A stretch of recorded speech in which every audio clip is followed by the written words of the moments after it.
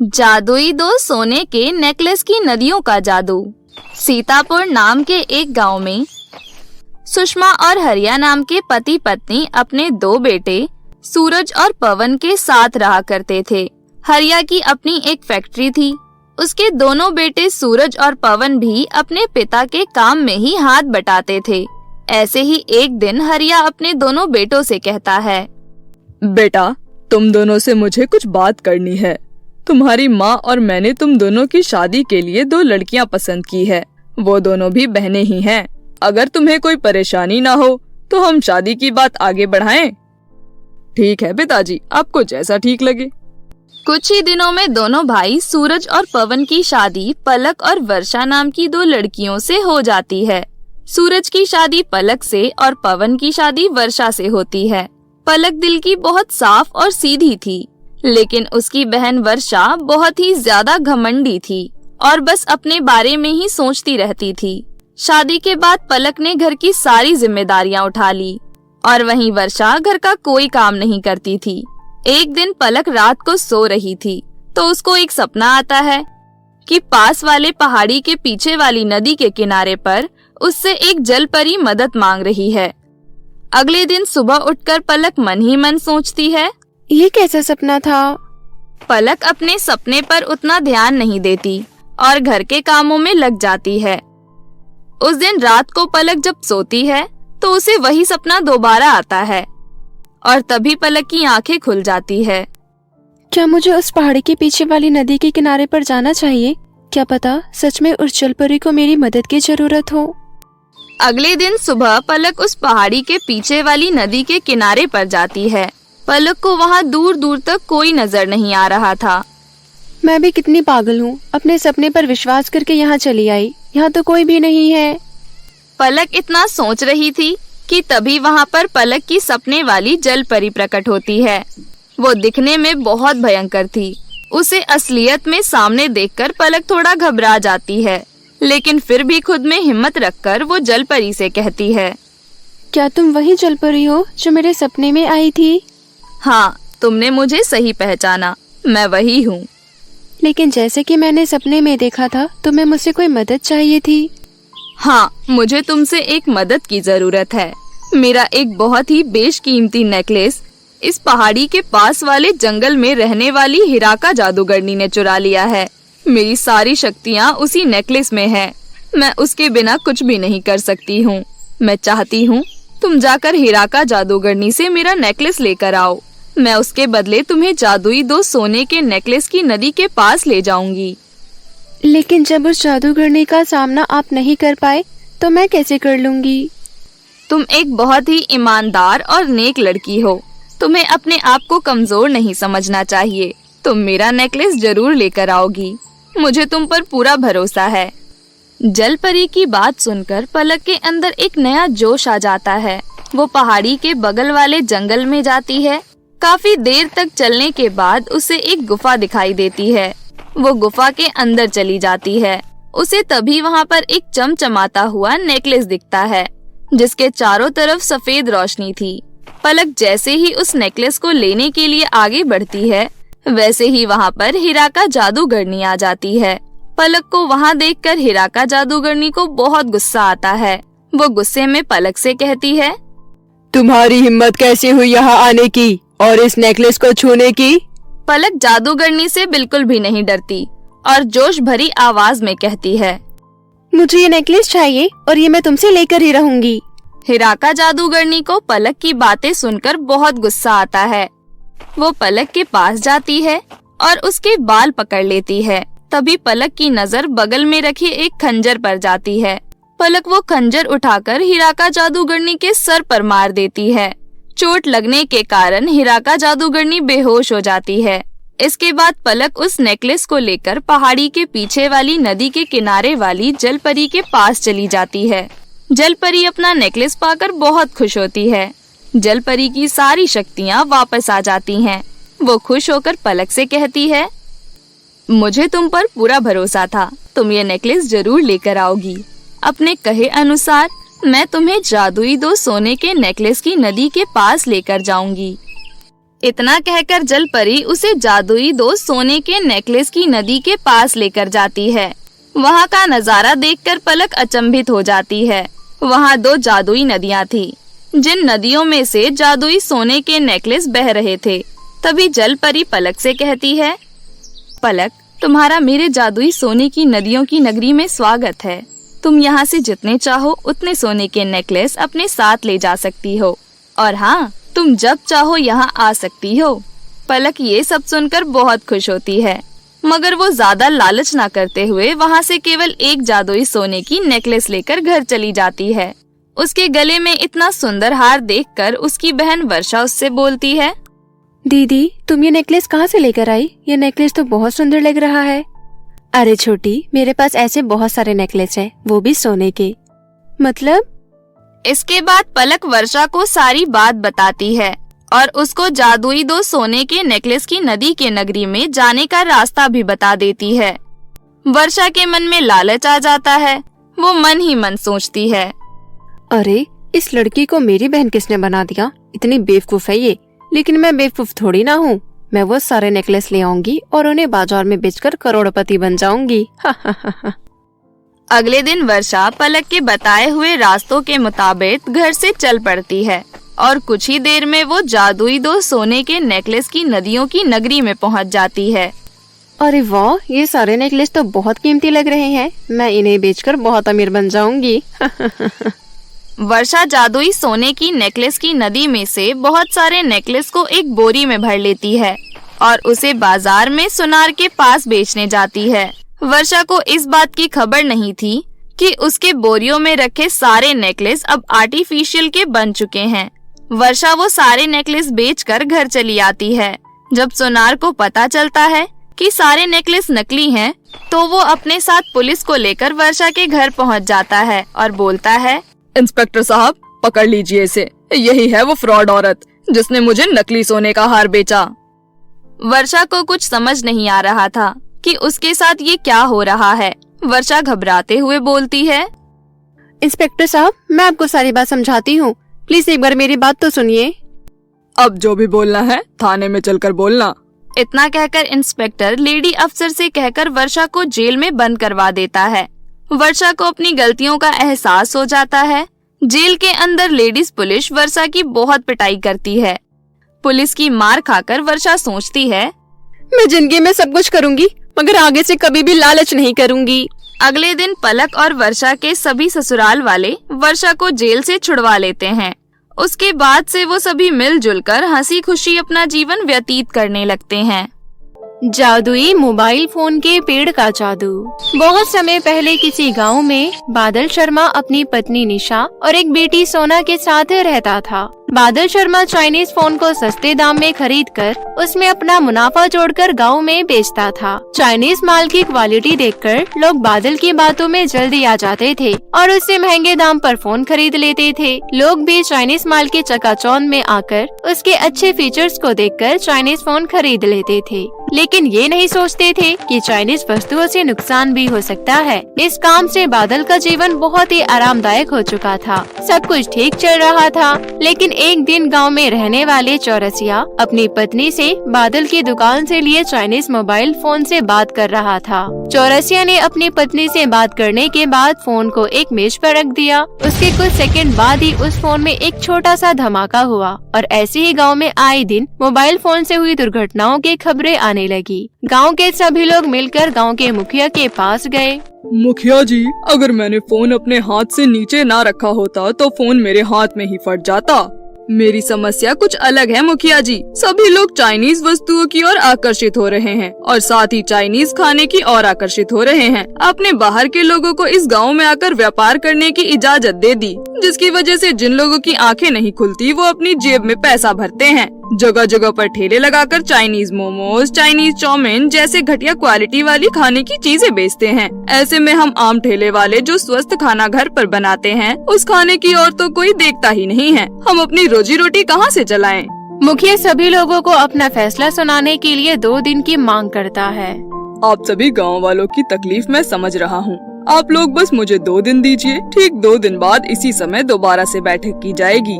इसके बाद सभी गांव वाले अपने अपने घर चले गए। गांव का मुखिया बादल शर्मा को अपनी हवेली पर बुलाता है। बादल शर्मा मुखिया के सामने जाकर कहता है, कहिए मुखिया जी, कैसे याद किया?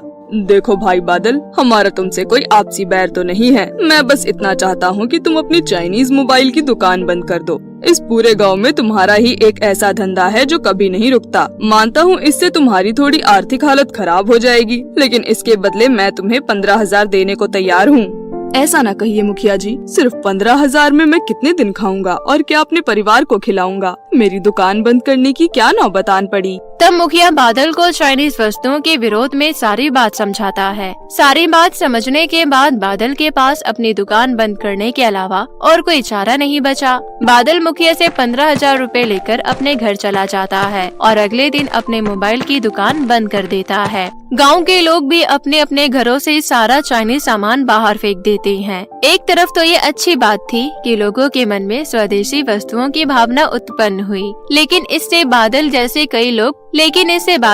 कई लोगों का रोजगार रुक गया। कुछ दिन तक तो बादल और उसके परिवार को आर्थिक रूप से कोई परेशानी नहीं हुई, लेकिन कुछ दिनों बाद ही परेशानियों का सिलसिला शुरू हुआ।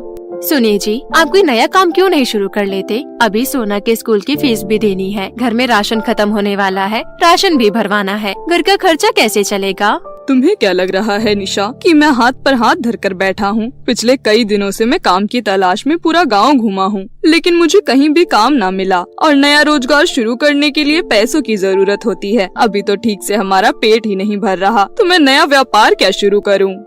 2 दिनों बाद उनके घर का राशन भी खत्म हो जाता है। घर में एक भी रुपए ना बचा, इसलिए अब बादल को मजबूरन कर्जा और उधारी लेनी पड़ी। दूध वाले, सब्जी वाले, दुकान वाले वो सबसे उधारी पर सामान खरीदने लगा। कई दिनों तक पैसे न देने की वजह से सभी लोग रोजाना बादल के घर के बाहर आकर उसे बेइज्जत किया करते थे।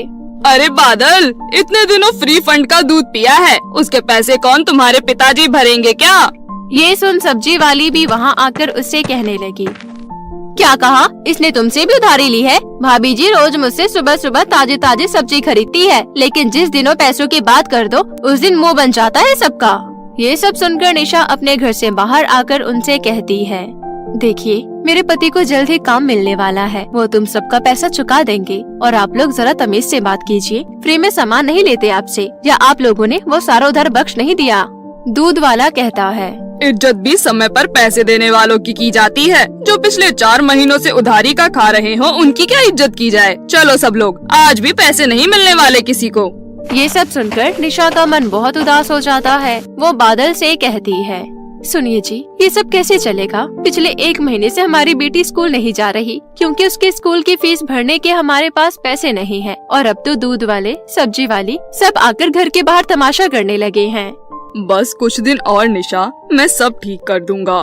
सब ठीक कर देंगे, लेकिन कब? कुछ दिन और, कुछ दिन और, ये तो मैं कब से सुनती आ रही हूँ। देखिए, अगर आपसे काम धंधा नहीं होता तो आप मुझे कह दीजिए, मैं घर पर सिलाई का काम शुरू करने को तैयार हूँ। अगर तुमने सिलाई का काम शुरू कर दिया तो घर कौन संभालेगा? औरत घर की नींव होती है। अगर औरत घर में समय नहीं देगी तो वो घर टूट जाएगा। इस गांव में तो काम मिलने से रहा, मैं आज ही जाकर पड़ोसी वाले गांव में काम ढूंढ कर आता हूँ। ये कहने के बाद बादल दूसरे गांव की ओर निकल पड़ा। भरी दोपहरी पूरा गांव छान मारने के बाद भी बादल को अपने लायक कोई काम नहीं मिला। मजदूरी कर कर भी केवल एक दिन के 200 रुपए ही मिल रहे थे। 200 रुपए में क्या होगा, ये सोचकर बादल पड़ोसी गांव का ये काम भी छोड़ आता है। घर आते समय थकान के कारण वो जंगल का छोटा रास्ता अपनाता है। चलते चलते वो बहुत थक जाता है, इसलिए वो एक पेड़ के नीचे बैठ जाता है। बादल उस पेड़ को देखकर कहता है, अरे बाप रे, ये कैसा पेड़ है भला? इस पेड़ पर तो एक भी पत्ता नजर नहीं आ रहा,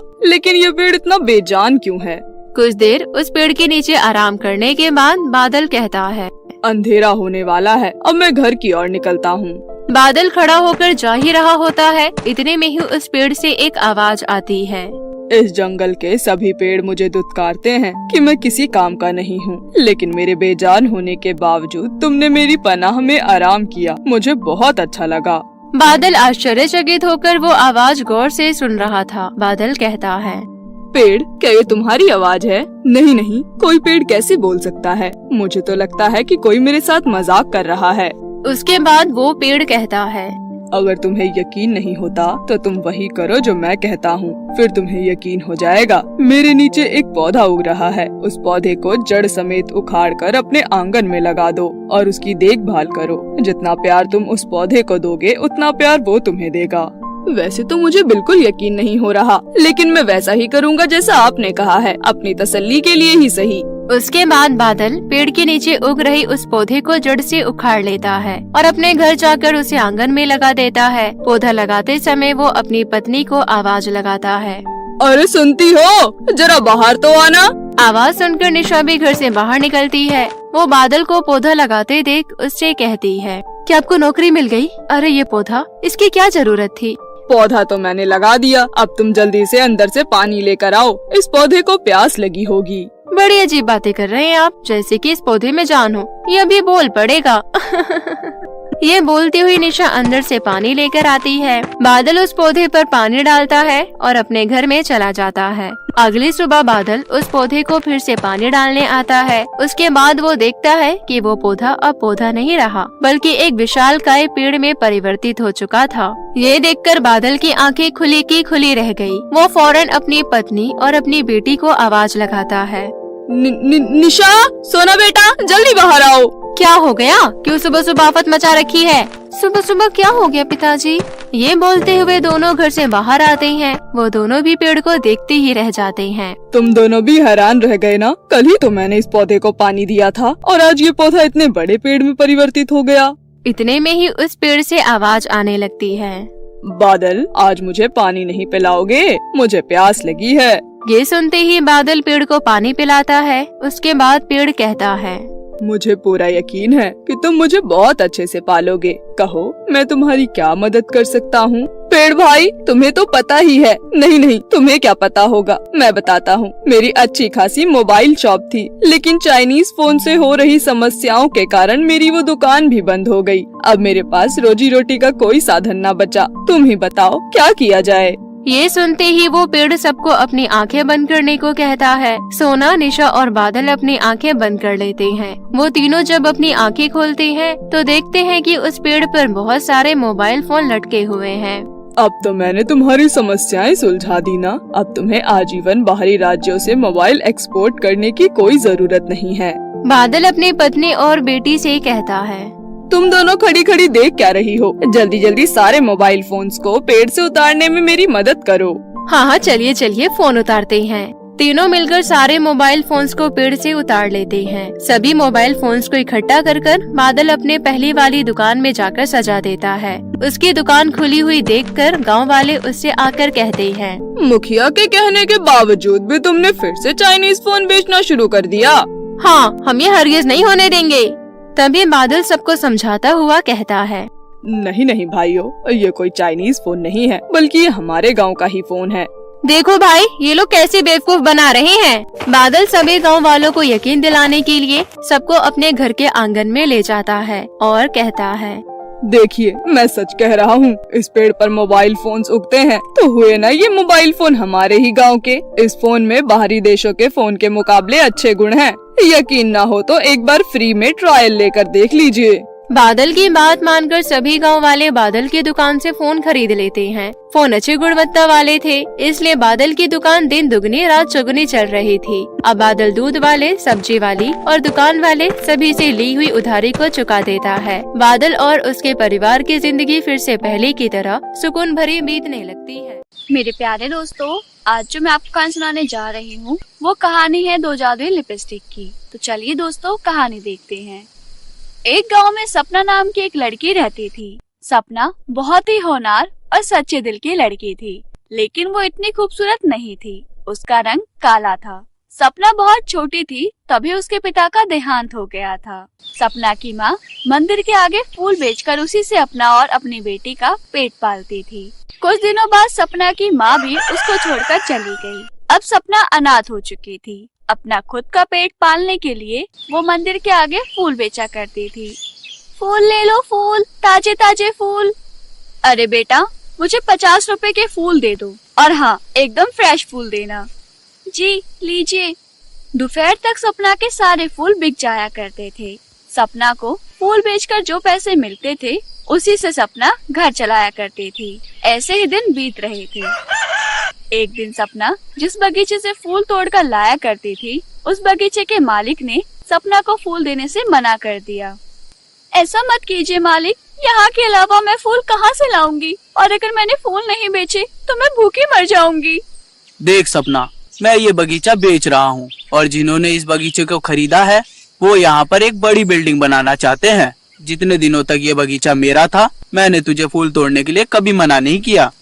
सपना उदास होकर घर लौट आई और सोचने लगी, अब मैं क्या करूँगी? मेरे पास तो बिल्कुल भी पैसे नहीं हैं। ऐसे तो मैं भूखी मर जाऊंगी। माँ, पिताजी, आप लोग मुझे छोड़कर क्यों चले गए?